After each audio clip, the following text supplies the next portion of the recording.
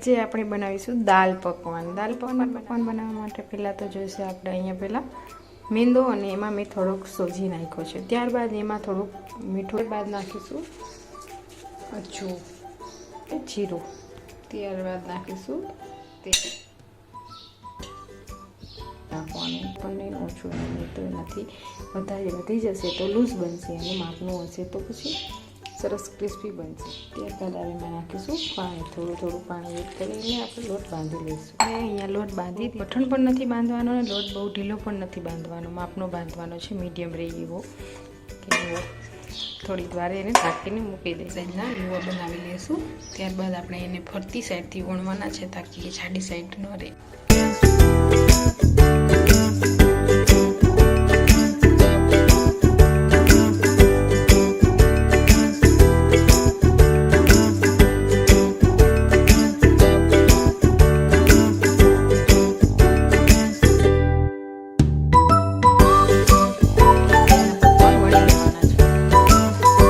બાદ એમાં કાંટા સ્પૂનથી લઈને કાણા હોલ કરી મૂકવાના છે જેથી કરીને બહુ ફૂલાય નહીં કે કડક.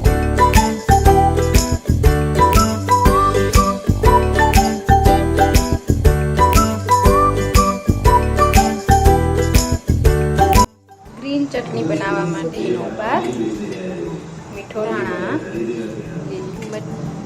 આદુના છીણું લીંબુનો રસ પાણી ખાંડ ચટણી છે. લીંબુ સાથે નાખવાથી ગ્રીન કલર એકદમ મસ્ત આવે છે. આ છે લસણની ચટણી તીખી. જો કોઈ લસણ ના ખાતું હોય તો આ સ્કીપ કરી શકે છે. આ છે મગ ચણા અને મગફળીના દાણા જે મેં સવારથી પાણીમાં પલાળીને રાખ્યા હતા ત્યારે કાઢી ટમેટા કે મીઠી ચટણી, ચણા મગ અને દાણા, ડુંગળી, તીખી સિંગ, સેવ, લસણની ચટણી, ગ્રીન ચટણી.